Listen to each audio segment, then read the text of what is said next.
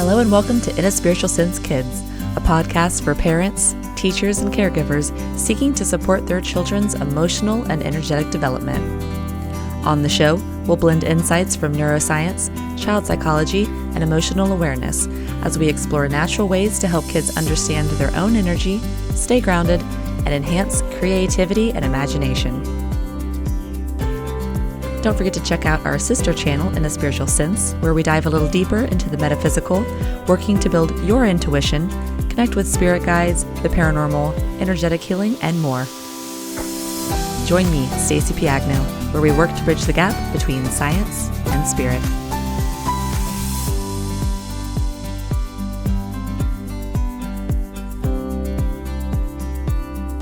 Hello and welcome back to In a Spiritual Sense Kids. I'm your host, Stacey Piagno, and I'm very excited to get into today's topic, spiritual nurturing for intuitive children. You guys know I have a sister channel, In a Spiritual Sense, where we build our intuition and dive into some of these more metaphysical conversations and topics. Well, today we are going to bring some of that into our conversation as we discuss the intuitive child. What does this look like? And what are some challenges that these kids might be going through? And how can we as parents and educators better support them and help nurture these gifts instead of suppress them? And I'm very honored to welcome today's special guest who is going to take us through these conversations. She is an author, mystic channeler, and spiritual educator, Michelle Henderson. Welcome to the show. Thank you so much for having me. I am so excited about this topic, which is about children. Yes, I'm excited as well. Two of my favorite things to talk about is intuition and, again, children. So we're definitely going to get into all of that. Michelle, first, I would love for you to talk a little bit about you. Were you a highly sensitive child? What did your childhood look like? And how did you start to connect with the spirit world? I love this question. And, as an educator, I think all educators are empaths and actually have the intuitiveness about themselves. Because why go into education? Because we're here to save the world, right? Yeah. So I feel like a lot of educators do tend to have that intuition. But yeah, so growing up, I did have a lot of intuitiveness. I just knew when something was going to happen, even though, and of course, when I was younger, I thought this was absolutely normal. I thought everybody, acknowledged it or recognized it. I thought it was just normal. But I could feel whenever spirit was around, I could feel the different energies. I could feel when my classmates were sad because I came home and I was sad and I was a sensitive child. Yes. So I finally said something to one of my friends. I said, do you feel when the energy shifts or when you're out in public with all this energy, can you feel it? And of course, I got the look of fear. And it's like, do not open that door, Michelle. Don't open that door. Don't even try to explain what's going on. Don't step towards that. And of course, as I got older, I wanted to fit in socially. So I tuned it down a little bit. But I still used my intuition just to help me on a daily basis to make decisions and followed my heart that way. So that's how I started. Spirit began to get louder and louder as I got older. And it's almost like spirit was saying, it is time for you to work in the spiritual world. And of course, I was in education then, and I did work with the children, and I called in spirit, and I used all my gifts that way. But again, no one knew. I didn't come out of the closet until right before COVID. And I love to say that, out of the closet. Yeah, I love that too. But whenever I found out that I really needed to go get knowledge is when I was watching a movie one time, and I had this very loud spirit come across, interrupted my movie and said, I want you to tell my granddaughter that she's taking life too seriously and she needs to lighten up. And I went, okay, I will just, Yeah. just quiet down so I can watch a movie. So I did the next day and I got a really good response. And I'm thinking, oh, is how it is? And so that's whenever I went out and I found another psychic medium who helped me go through it. She said, first of all, don't think you're crazy. And second of all, we'll help you tune in your gifts so that you are not afraid of them. Hmm. So let me ask you, Yes, ask. yeah, did you have any spiritual awakening or spirit trying to knock on your door when you were younger? Yeah, so it's funny. I love talking about this as well. When I was younger, I was similar to you. I could feel spirits and I could feel energy. For me, I didn't so much see spirits, probably because I turned it off. You and me had joked a little the other day that whenever I would go to bed, I think I was so sensitive to energy. I could tell when there were spirits in the room, and I can tell when they were around me, and I would shut down. And I would get under my covers, and I would be sweating, and I would be scared, and it was like a daily thing. I would run to my parents' bed, in the middle of the night. And as I got older, I realized I was an empath, which guys, we're going to talk about this because I do want to get into some of the terminology for parents who might not be aware. But yeah, I was an empath. I could feel energy. And because of that, I would always pray every night, please don't let me see anything. Please don't let me see anything. There's nothing here. There's nothing here. And I would kind of grow that confidence a little bit by knowing that there is nothing here. Um, and so it's funny, I definitely could feel spirits. As I got older, and I don't know if I've mentioned this on the show yet, but as I got older, I was a big athlete. So I think for me, I wasn't meant to work on, some of these spiritual tools until I got older because my focus was always with athletics. And I think I was supposed to be focused on that. I was supposed to be here in the physical world. But, growing up, I was also an artist. And now I understand all that was doing was growing my third eye, right? And so now I do really work with spirit. I do a lot of channeling, a lot of writing. I paint spirits. We're going to get into all these conversations today. I know we're just kind of skimming the surface. But growing up, you had mentioned, talking to a friend, asking them if they could feel energy. I never really openly spoke about it, but in my age, I would look back and I would think, I can look at that person in the other car and I could actually feel what they were feeling, or I could sense what kind of day they were having. And I do that now as an adult. And it's funny because I realized that a lot of people can't feel that or can't sense that. And so with kids, what does the intuitive child look like? And I do want to share some more stories between you and I. But for a parent who may have a child who is dealing with some of these things, maybe they're more sensitive during bedtime, or maybe they go to school and they don't realize that their energy is getting drained, or they don't realize that maybe their kids are overly emotional because they're sensing everyone around them.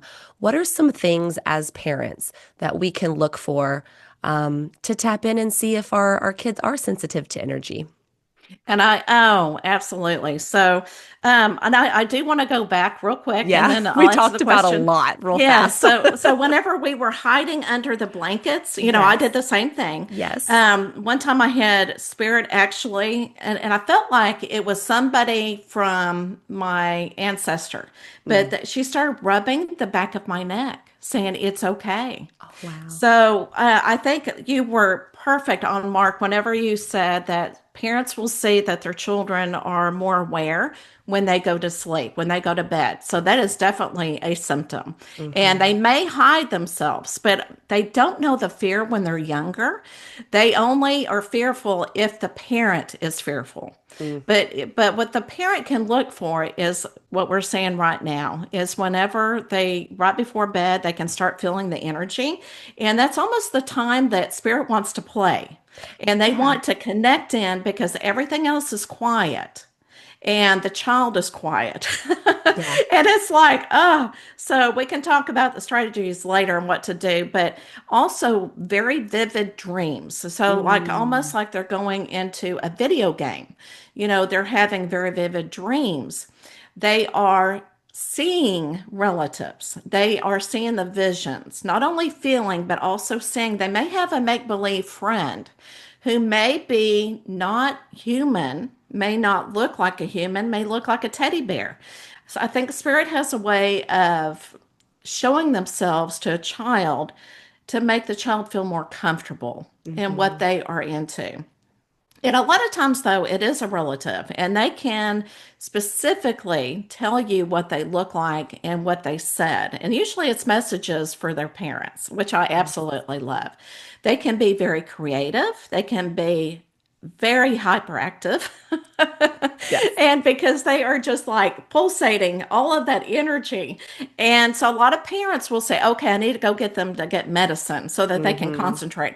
But it's just like then that will kind of decrease their sensitivity quite a bit if they get on medicine.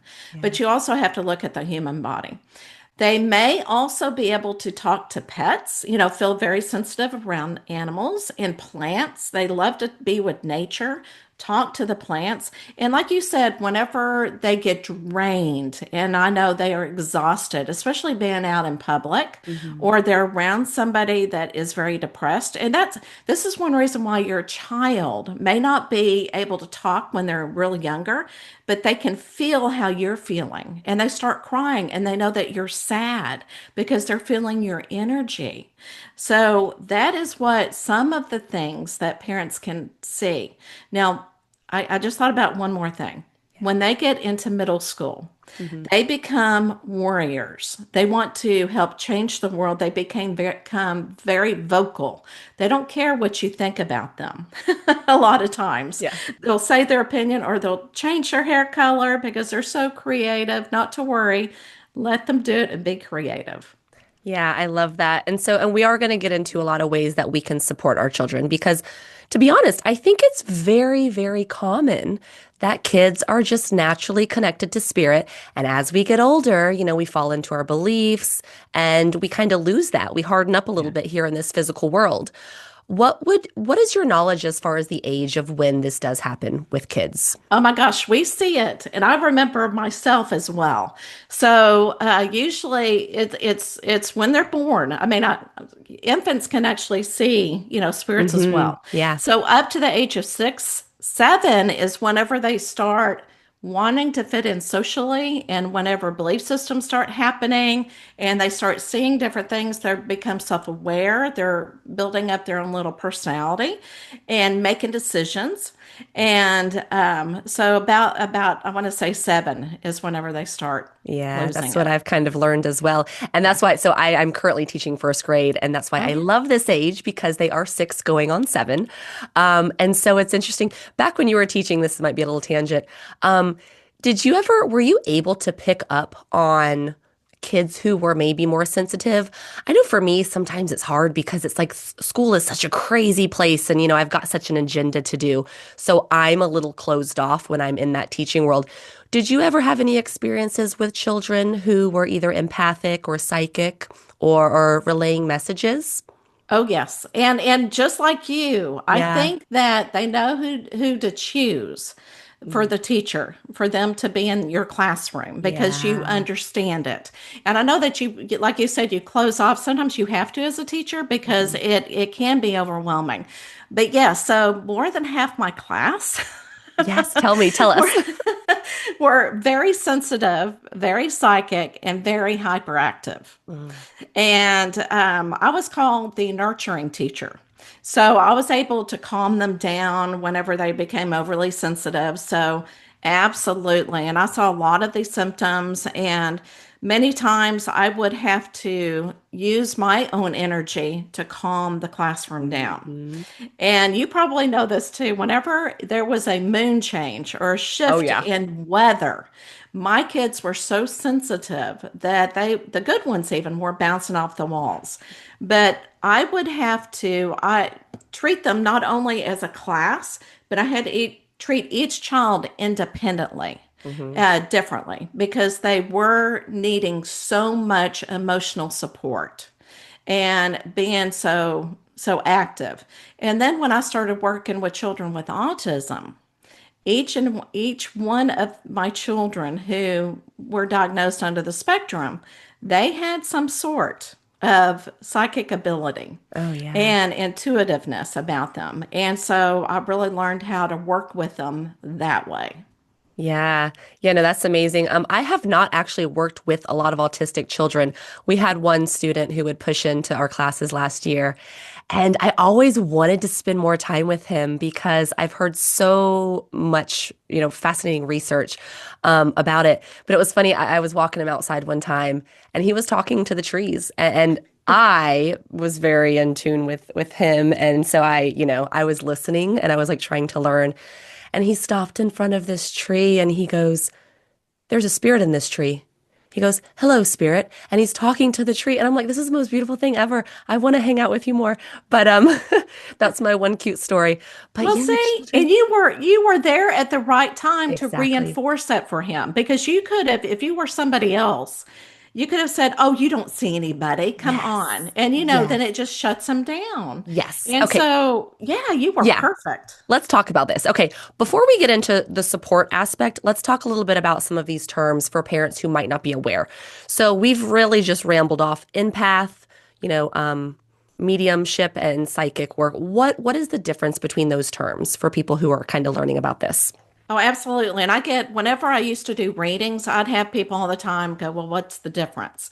And so Hmm. I love to give the knowledge out there. So, psychic readings, and sometimes people will use cards. People read different ways. And sometimes you don't even need the cards because you're reading, it's a soul to soul connection. So, like I would be reading your soul. And Hmm. people always ask me, questions about, their family, about health, about relationships, about the future events, what decisions they might have to make, and also spiritual. Which direction should I go spiritually? And so you can connect with them, and it's more of a earthbound. It's connecting at where they are in life and where they want to go. So it's a soul to soul connection. And then mediumship is actually raising, you have to raise your energy. It's almost like an antenna Hmm. that you're raising your energy and you're connecting with people who have crossed over, loved ones who has passed. And it's almost, I mean, it's channeling, but mediumship is more for people whenever you're reading and somebody says, "I want to connect with my mom." Hmm. And so that's whenever I go in and I connect in, and people do mediumship different ways, but for me, I could visualize that it was almost like a movie. Whenever they would tell me something, I could hear their voice, and I could always, it was like more symbolism. They would give me Hmm. symbols, and that's where a lot of times the breakdown would happen because I would interpret the symbol differently when what the person could remember. So a lot of times I tell people if you're going in through a mediumship reading, connect in as well with your loved one because you can do that and help the person who's doing the mediumship because y'all are a team working together, Hmm. getting these memories together. And so that's the difference between those two. And as far as an empath as well, can you explain what an empath is? I Yes. think that's more common. I Yes. believe Oh, we're all yes. empaths. Let's talk about this. Absolutely. Yeah. Absolutely. So, an empath, yes, you can read energies, but you can also feel different emotions. Mm. And it can be, and that's what drains you. And like you said, you can feel somebody across the room or in a car, and you know exactly how they feel. It's like almost when you cut somebody off in a car and you go, "I'm sorry." You can feel all this rage. Yeah. That's definitely how an empath does. And an empath is also very sensitive because of this, because they're trying to deal with their own emotions and then they have other people's emotions at the same time. But yeah, so an empath is really good at picking up energy and also other people's feelings in Yeah. this energy. Yeah. And so now let's imagine a child who's very open to spirit. They're feeling everyone's energy. They might be seeing things which can cross over into both mediumship or psychic abilities. So, what are some ways as parents and educators that we can support all of this? The number one thing I tell parents is listen to your child. Mm. And listen to them without emotion because if you are fearful they are going to pick up the fear of it, Mm-hmm. If you listen to them and go, well, how can I help you? And whatever questions you have, let me help you. And that will help them feel supported. That will help them go, you know what? This is not a freaky woo woo experience. This is something that's happening to me and it is real. And what can I do about it? Mm-hmm. So, yeah, so number one thing I always tell the parents is to definitely listen to them. And if the child wants to use art is a fabulous way to show, just like your art ability, Yes. to bring out and say, well, show me what you see, show me what you feel. And so that's how it gets started, and it can be a domino effect that way. Now, a lot of parents have a fear of, well, what if it goes against my religion? Yes. You know, and I tell the parents a lot of times, still listen to your child. Again, do not be fearful, but kind of teach them how to deal with it on their own.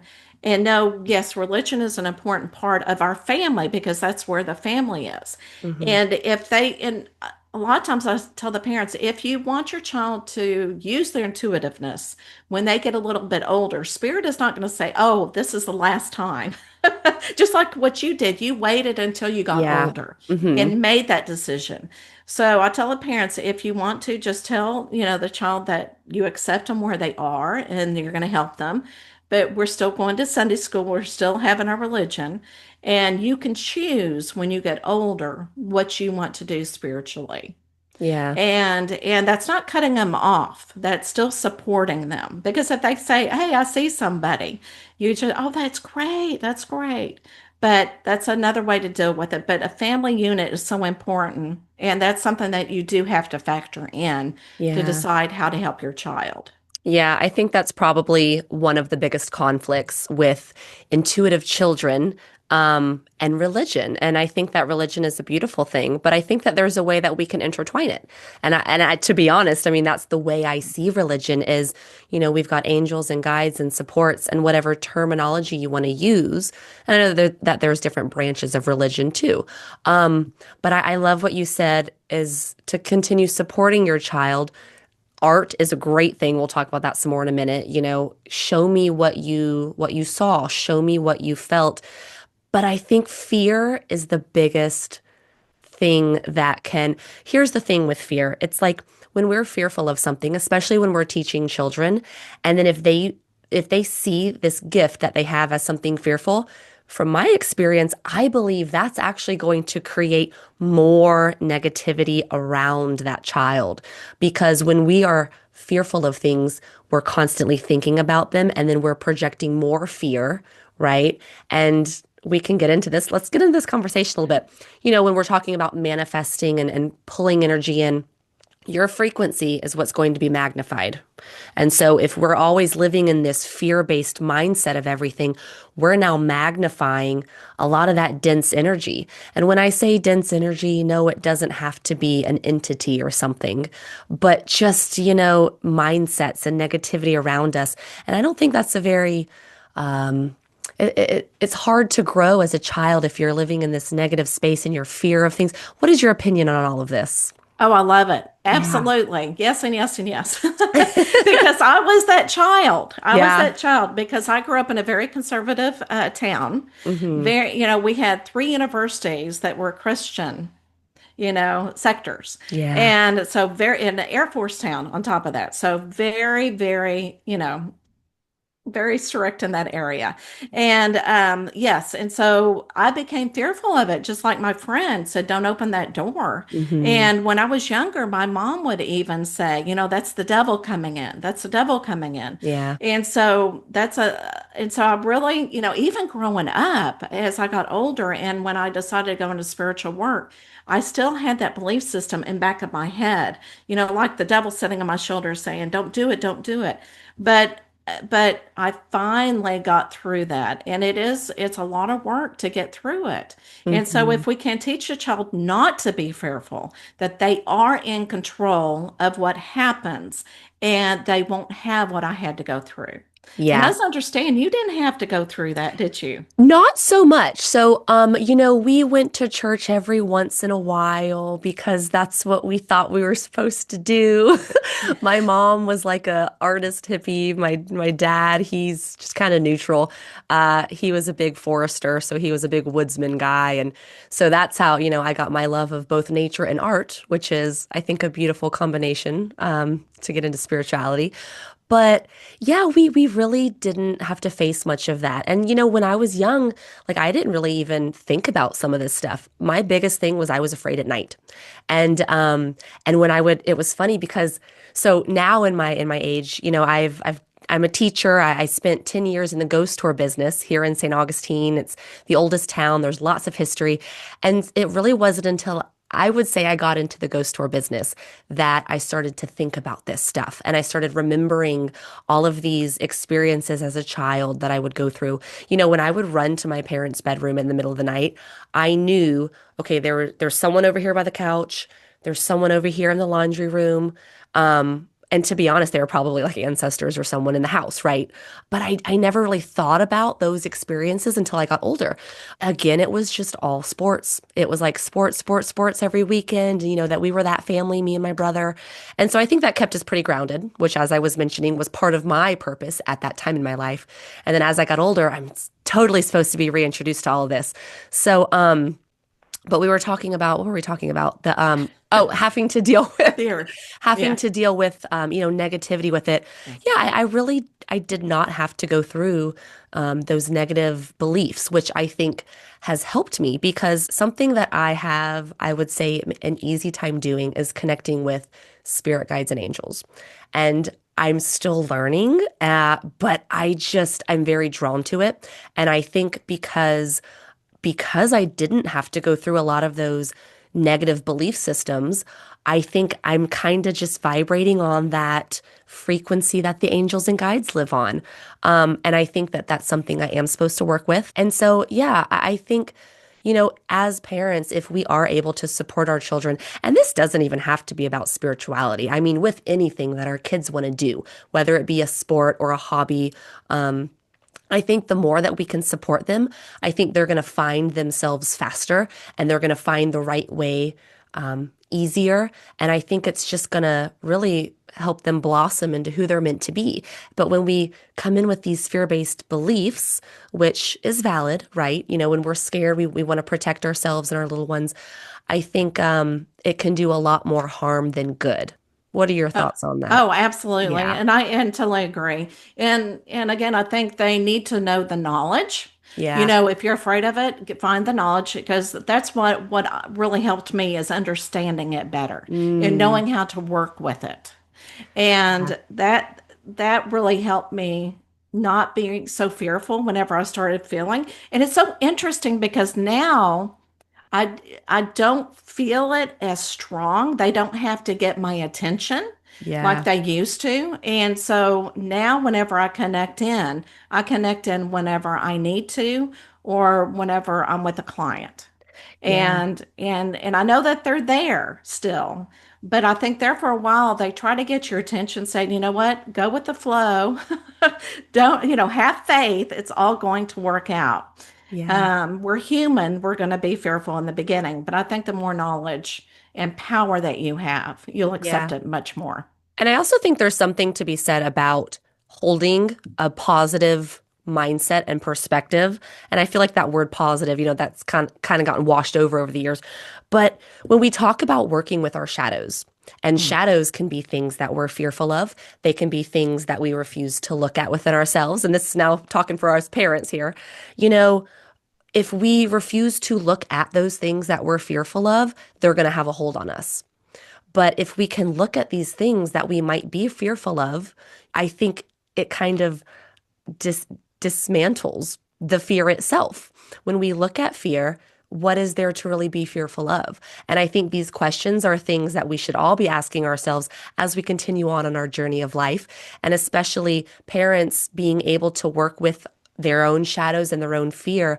I think that is going to allow your child to not have to do so or to be able to look at theirs as they're growing older as well. So that's just something I wanted to say. A strong mindset is your protection. And you know what's interesting is the parents go through a lot of healing and ancestral healing of Mm. what's been passed down. They might find out that they are also intuitive, Yeah. also a medium, Yeah. and who knows where that may lead. Yeah, it's a beautiful gift. What do you think is what do you think is the benefit of living a spiritual lifestyle? How can this help us? Oh my gosh, because you get to know who you truly are. Hmm. And once you find out who you truly are, you accept yourself more and you don't look at more earthly problems. You don't look at what other people are doing.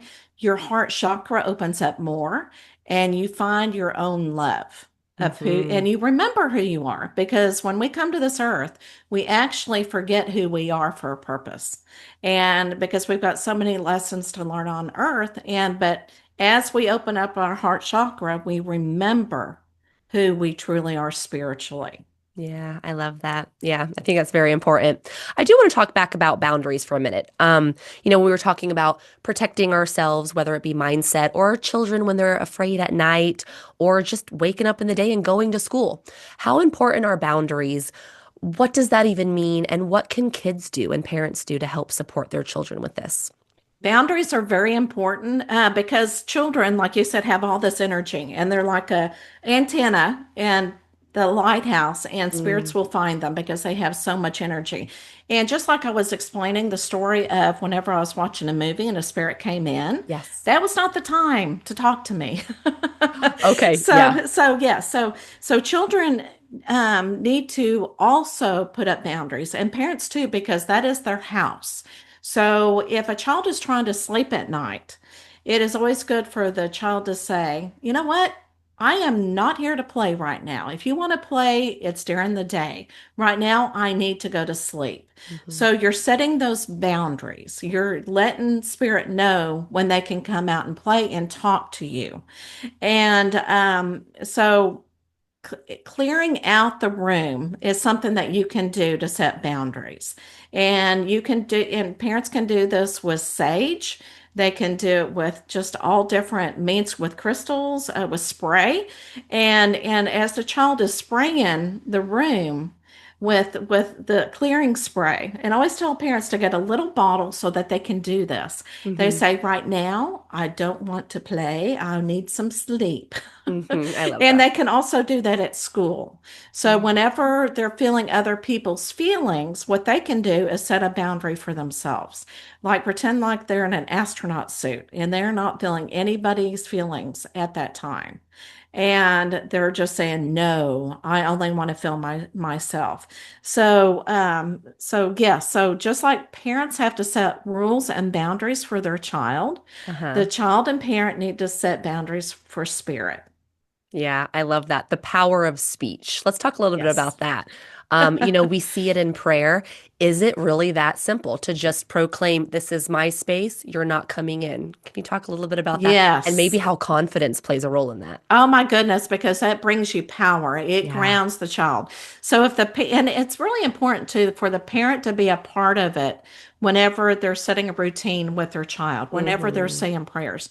Prayers and affirmations are the most powerful thing you can do whenever you're making boundaries or anything with the universe because you're sending out, you're almost manifesting it.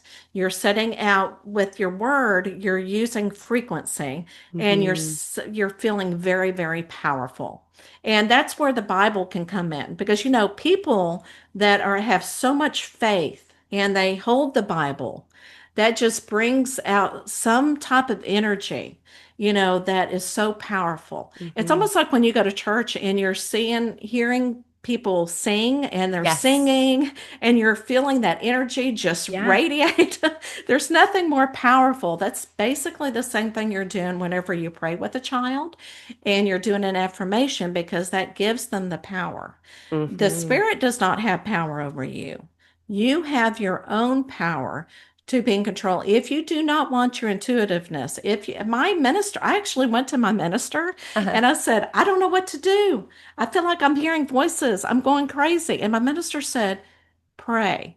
Tell them that you are not ready. Mm. Tell them that you don't want any connection right now. And I did, and they left me alone. Mm-hmm. So you are the powerhouse of how you want your spiritual journey to go. If it goes Yeah. too fast, say, wait a minute, I need to go back. Yeah. And they will until you are ready. Yeah. Until you're ready. Yeah. Ask and you shall receive. Yes, And I love absolutely. also as we speak, being able, I think this is great to teach children to feel what you're asking for. So I think about this often. When I was younger, I would pray every night. And I remember it must have been like a download or my spirit guide was there or whatever. But I remember very vividly knowing if I pray, like for example, when I'm tired, and it was kind of like I didn't have a lot of energy in it, I would just kind of go through the words, you know. I remember my spirit teaching myself. I can't explain it. It was in the knowing, saying like, Stacy, if you like, that's fine. Okay, say your prayers because you're tired. But if you can actually embody what you're saying and feel it and project it as you say it, that's when it really can be powerful and make a difference. That's when I'm exuding that energy of the prayer. Mhm. And I remember learning this from my spirit team as a young child, and it's something that I always carried with me. It brings you peace. Yeah. It really does. And like you said, you start to feel the angelic, Mm-hmm. your spirit guide, spirit coming in. And it's very interesting because like right now, I am actually getting what I call little nudges. It's like a Uh-huh. little electricity going through my head, Yes. Yes. meaning that this is an important topic to talk about. Mm. So it's almost like your higher self, God, divine, is talking. Yes. And that's what you start feeling. And you're going, oh my gosh, I love these nudges. Yes. No, So I it's love the almost a nudges. reinforcement. Let's talk about the nudges. When I get my nudges, and there's so many things I want to talk about. Um, I get the chills, going through, and I've now made it be a thing. So this is something important to talk about. Like I've put an intention, spirit, when I get those goosebumps, that's my confirmation from you. Or like you said, this is something important to talk about. Or when I start talking about some of these topics, I get excited. I can feel my energy raise a little. And then I'll get like a little tremble in my jaw. These are certain nudges that I have when I know I'm connected, I should say. Um, Let's talk. I want to talk about the clairs a little bit. What are some ways that kids might perceive energy or feel energy? And how does it work for you? I know that you and I have kind of talked about it. So you're a feeler, but let's go through the clairs and then as we go through them, maybe share which ones you're more strong Well, suited and with. it's very, very interesting because it changes. Okay. So Yeah. spirit can change. All right. So your very first one, and I've got a cheat sheet because I usually Yes. just say knowing. I don't say the clairs, but it's Okay. called, different clairs, but I want to be more specific. So claircognizance is when knowing. This is usually the first clair that everybody has. Okay, is the knowing, like what we were talking about. Oh, go ahead. And real quick, I just want to say clairs for everyone listening, if you're not familiar, these are our energetic senses. So we have the five senses. I can see, hear, feel, touch, taste you, but then we also have energetic senses. So that's what we're going through now. Okay, so continue. I can tell you're an educator. I You're know. so I good. have to teach everything. I think it's great. That's Yes. great because that way it really helps them. Yeah. Okay. So clairsentience is where we have the feeling, okay, that we know, not only know, but we can feel things around us, okay? Mhm. Now, I love this. Clairvoyant is when you have vision, and it's usually in your third eye. Mhm. And this is where I'm really strong, the strongest right now, is you start seeing symbols and you're going, what was that? It's almost like a movie playing in your head. Mhm. And they repeat, believe it or not, and you really need to write all that down. Yes. Clairaudience is when you hear it. Okay, when you hear things like during mediumship, whenever I'm talking to somebody, I can actually hear it. Or some people can hear different sounds like symbol, instruments. Mm. So it's so different for everybody. Scent is smelling. Okay, like you start smelling that smoke, like you had a grandfather who smoked a cigar and you can Mhm. smell a cigar smoke. A lot of people don't have it. It kind of develops through time, or you have it very strong. Mm. Clairgustance is taste. A lot of mediums can, if somebody dies or gets shot, they can taste like gunpowder Mm, in their mouth. yeah. And okay, so then clairtangency is when you can touch something. This is where my weak point is. Some people Yeah. can put old objects into their hand and they start knowing something about the person who owned this object. Or Yeah. they go like your ghost tour, okay? Like your Hmm. ghost tour. If you can, they can go into a building, touch the wall, and they can see visions or get knowledge about the building. Yes. And then clear empathy, and we've already talked about that, Hmm. is where you start feeling other people's feelings, sensations, and a lot of times when people bring a loved one over, and when somebody has died, they can actually, or they are, let's put it this way, if they're in hospice and they can feel them dying, they can sense and they can feel what they're feeling. Yeah. Yeah. When you were younger, what did it look like for you? Has that changed? You Oh, mentioned, it's changed quite a bit. yeah. So I really had the feeling. Hmm. Okay, because I could feel. I was very much of an empath. I had the knowing as well. The visions and the hearing came whenever I was in my 20s. And I Okay. think as I began to work more with spirit and with mediumship, that really got stronger. Yeah. And now, since I'm channeling, all of that comes together. Hmm. Yeah, I would say I was a feeler when I was younger. And I say I'm pretty similar now that I'm working with it. Yeah. Also something I didn't mention too, when you were explaining children who were sensitive and you talked a little bit about dream work, that was something that was really big for me. I love the dream space. I actually teach classes now. If you guys are interested, hop over to my website. And I would love to start working with kids more in this. It'll develop one day. But, the dream space, I think it was because I was an artist. I would draw and paint. My dreams, still to this day, were so vivid. I mean, I can tell you dreams I've had when I was 3, still now today. I could tell you all of them. And so it's interesting learning to interpret those dreams is very similar to how mediums would speak to spirits in these days. You would see things that they're very symbolic. And I think that that's important when we're learning to speak to spirit is that we have to understand the symbolism behind it. Um, Let's get into art a little bit more. So, you had mentioned a really great way for kids to advocate all of these feelings and things that they might be seeing is through art. And your book, you have a book that you've written, Spiritual Nurturing for Intuitive Children. You have some really fun little worksheet in the back. Can you talk a little bit about art as far as maybe some different activities? Did you Okay. ever use art in the classroom with? Oh, all the time. Yeah. I did. I was one teacher that really I love to see because I love to see their creativity from a child's point of view because they are so Yeah. fresh. Yeah. And I think it's important for a child to do art at a young age because for me, they'd always go, "Ooh, that's not really good." Yeah.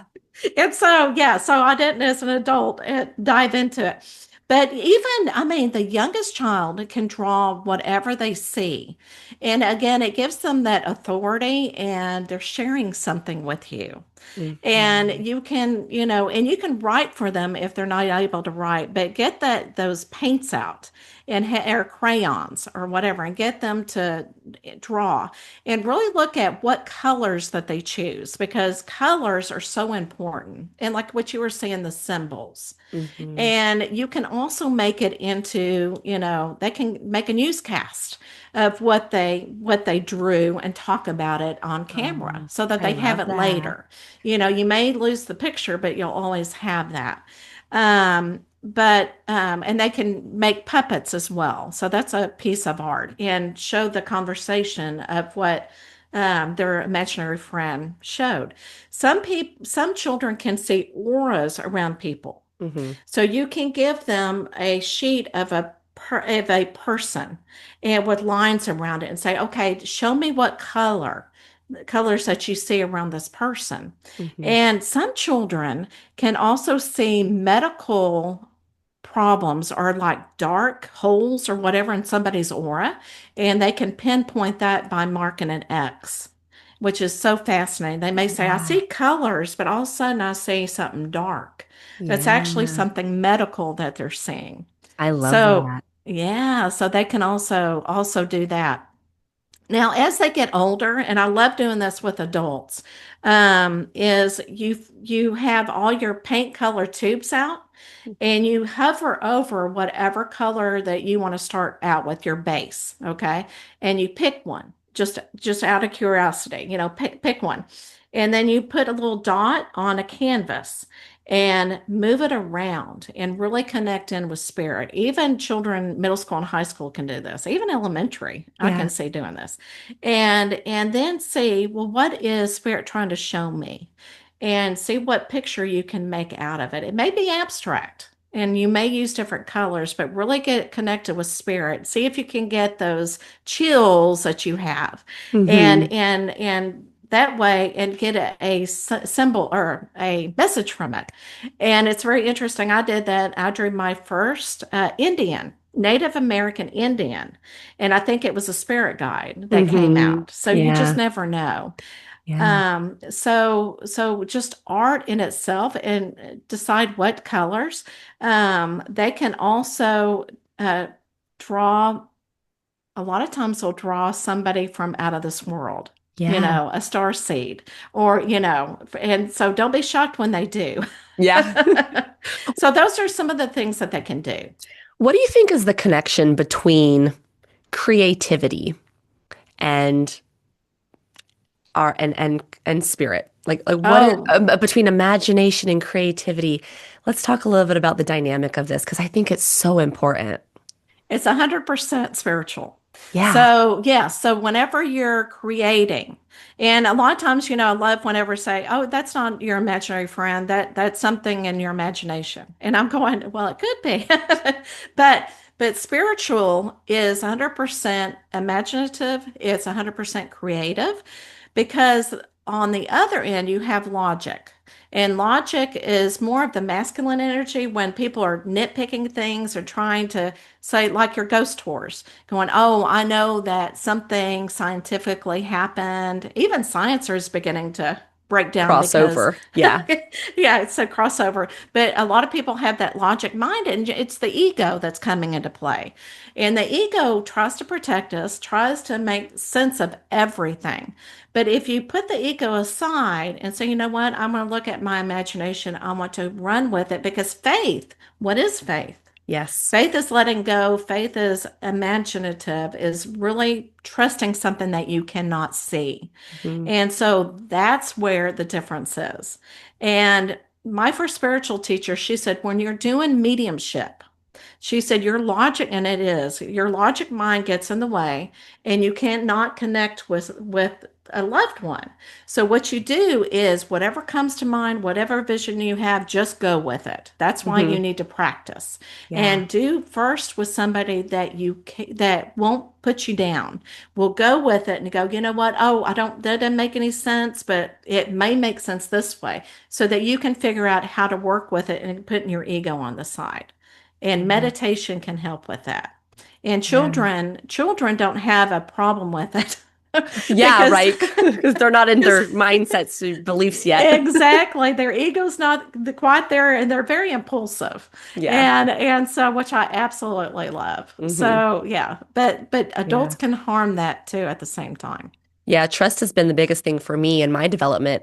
I remember, I talked about this on my other channel, but when I was first diving into all of this and I really was working on my intuition to help me live a more balanced life, to help me, it's like a natural way that we can tap in and receive love and guidance and all of this stuff.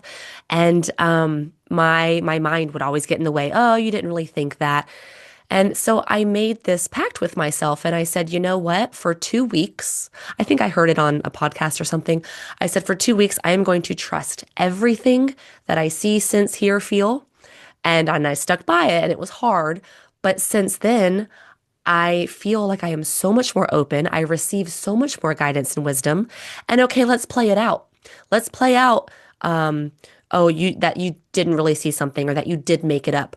Well, when you continue to play out that thought, okay, but you are now still receiving beautiful guidance, information, help, whether it be from your imagination or from an angel or loved one or guide.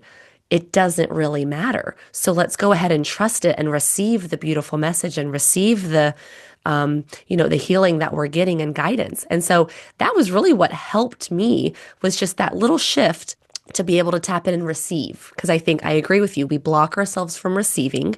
And whether it be fear or logic, these things are going to stifle us from being able to use a gift that I believe we all are in tune with. It's just more of a choice and an awareness, I think. I love that. And whenever I was talking about the masculine, kind of backing up as a teacher, Yeah. so you have that masculine energy and you have female energy. And the masculine energy is very logical. It is more of a form base, a box. Yeah. Let's just put it that way.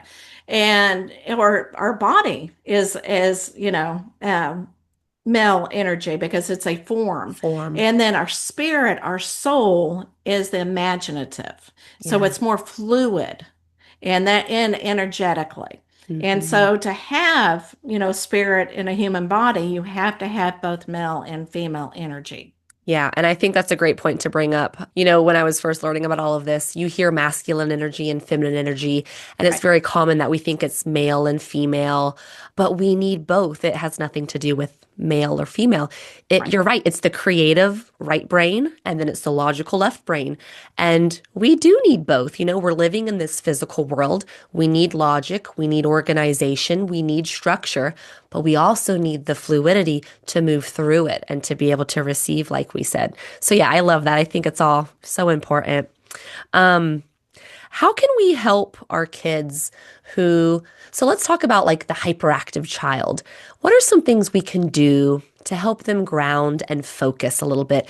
One thing I love that we were starting to get into is we were talking about boundaries and protection. And I love the astronaut suit because that's a visualization we can do. What are some ways that we can ground these children who may have a lot of that energy? What are some things we can do to help them? To really help ground. And oh my goodness, hyperactive children. Yeah. And you've got to see what works. So the tools Hmm. that we're going to tell you, don't get frustrated if it does not work for your child. You've got to find out what really works.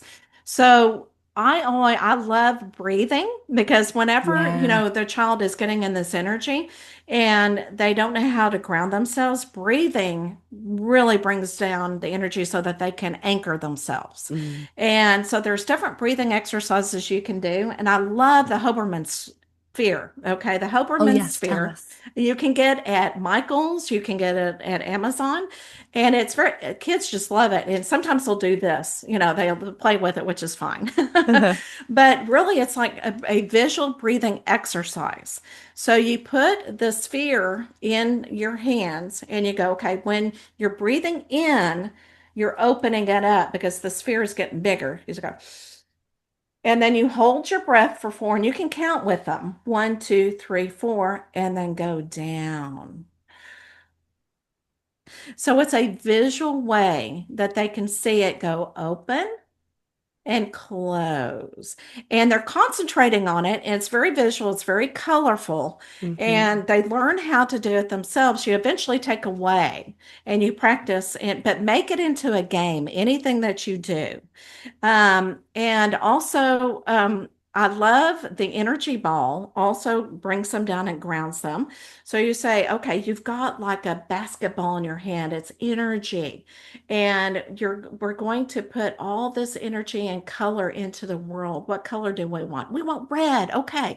So let's make it into a ball. You have a red energy ball. Now put it near your heart. Take a deep breath and send it out to the universe. Hmm. So that kind of helps them ground and know how to work with their energy and get rid of some of that energy. Make it into an energy ball and let others have part of what they have. Hmm. Meditation is good. So it's almost like we used to say time out should be the age of when you decide on the minutes. So Okay, if yeah. they're 6, they can do meditation for 6 minutes and they're again breathing and mom needs to do it with them. And mom may also need to put her hand on their back to have some type of grounding Yeah. for them to help ground them, but it really clears their mind. And also not incense, but sprays. Hmm. I'm trying to think. It's not indigo. There's different sprays that really Lavender? lavender. Yes. Yes, thank you. You can spray. Even teachers can spray lavender on the Yeah. desk, and it will Ooh. help calm because it's the sensory. And just again, breathing exercises to help calm them. To ground them, get their socks off. Ooh, yeah. Have them walk around on grass, natural grass, and dirt. They can get dirty, and Yeah. that's really grounding themselves. There. I know there's an earthling. I think is the name of it. Is what they're doing is the technique is walking around, moving. I love the name, the let them move behind you. A Yes. lot of Yes. It's a great one. movement. They need their movement. They need their Yeah. boundaries. But really setting a timer for different things will help also ground them on different activities. Yeah. Um, but again, they will find their way and they Yes. will show you what they truly need, but you have to listen to help anchor them. Yeah. I think that's the best piece of advice for parents and educators is listen to the kid, let them lead because to be honest, they're the ones who are probably very connected right now at their young age, you know. Absolutely. And our systems, we know what to do. Another thing I thought I wanted to touch that was so important was you were talking about parents doing this kind of stuff with our kids. Can we just briefly talk about this real quick again? What are the benefits of parents doing this with our children? The number one thing is really feeling the love and the caring and the connection is so Mm-hmm. important because if a child goes, oh, I mean, a parent goes, oh, go meditate for 5 minutes, it's not really supporting them. You Mm-hmm. need to be with them because anything spiritual is so important to go through with somebody. And you grow so much as a family. And I know growing up, I heard, well, families that go to church together will stay together. Yeah. And it's almost basically the same thing. Or when a mom or dad does homework with a child, you are supporting them. Mm-hmm. And like you said, you find out what they really love and you support them. But it's very, very important to be able to go through this process with them. And you will grow as much. You may start feeling things Yeah. and you might start experiencing things that you want to develop. Mm-hmm. And I think it would be important for you to tell this to your child as well of what you're experiencing. Yeah, and then you guys can have that dialogue together and grow together. Um, I love that. And I think it's important, you know, if families do have a religious background, bring that into it. You know, Right. find a way that they can work together because at the end of the day, I think everything does work together. And I think the way we see things and the terminology that we use, you know, make it unique to you, make it fit your family. I think that's important. So yeah, Yeah, so yeah, with the Bible and yeah. everything, a lot of the terminology, a lot of the things that we look at are very spiritual. We Hmm. just change, you'll have two different philosophies that you're talking about, and you're talking about the same thing Yes. because they're saying different words. Yes. So you got to look at it from different perspectives and you can weave it in. Yeah. Absolutely. Absolutely. I love that. Yeah, I agree. All right, Miss Michelle. Well, is there anything else that you think would be important to talk about that maybe we missed or anything else that you didn't get to that you want to bring up for parents or Yes. educators? Yeah. So the one thing that parents do, and which I understand this completely, is when you know your child is intuitive and is receiving messages from angels, you want more. You want your child to really develop it. Hmm. But allow again your child to take charge. If they don't want to continue, they want to be a normal child. And when I say normal, I don't think there is normacy. But if they want to be with their friends instead of doing something spiritual, allow them because that is spiritual for them. Hmm. But don't take it and try to develop something. Your child needs to take the front seat for that. Mm. and just accept them for who they are. If they're not intuitive, they will use it later if they want to. And if they are not intuitive, it's okay. Yeah. You can show them the way. They can be their own person. And that's the truth of who they truly are. Because when they find out who they truly are is when the knowledge starts coming in. Yeah. Everybody has a special gift, and we all have to find Yes. what that is. And everybody's differences are what makes the world go round. Absolutely. Yes. All right, Michelle, well, share with us real quick. What are you doing these days? Do you have services, classes? Are you writing any more books? What is your life looking like right now? Right now, spirit is actually, it's so interesting that we talk about spirit changing things and Hmm. developing us for service. And so right now, I am being reset. So I'm not offering any services until I think it'll probably be early of next year. So I'm like, and I'm not writing a book because I want what comes next to be really aligned with what needs to be done here on earth right now with Hmm. energy work. So, and I think that's where it's leading is more energy work. And so that's what I'm doing. And I'm meditating and I'm praying and I'm, doing all reaching out with spirituality and I'm spending time with my family until I get that little nudge to carry on, to move I on. love that. That's important, the sacred pause, right? Yes. I struggle with that because I'm always going, going, going. And, Yeah. I tell myself, okay, it's time to slow down. It's okay to have large breaks where you're not doing anything and our systems are healing and we're receiving again. And so I think that's a beautiful place to be. Absolutely. Absolutely. Yes. Well, thank you so much for allowing me to have this conversation with you. Of course. Thank you so much for joining us today. I really enjoy it. Michelle, how can people find you? Okay, right now I have what I call the hub. Okay. It's my website. And right now you'll just see, my books on there. But if you want to reach out to me, you can reach out as well on my website. And it's www.themichellehenderson.com. And let me tell you, I tell everybody that that was the only one left for my the name of my Uh-huh. website, my Funny. domain. And so it's like I didn't pick that because of ego. It's just because it was the only one left. Yes, the Michelle. Yes, well, I'll go check it out. And guys, I will put her links down below for anyone who is interested. Well, Michelle, that's all we have for today. I want to thank you so much for coming on and sharing your Thank you. knowledge with us and having some great conversations. Thank you. All right, guys, if you enjoyed today's episode, I hope you use it to inspire those around you. And I'll see you next week on In a Spiritual Sense Kids.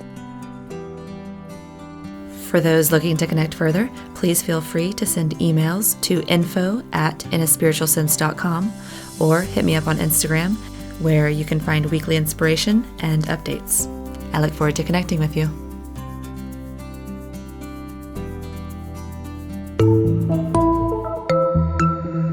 This show is part of the Mindful Podcast Network.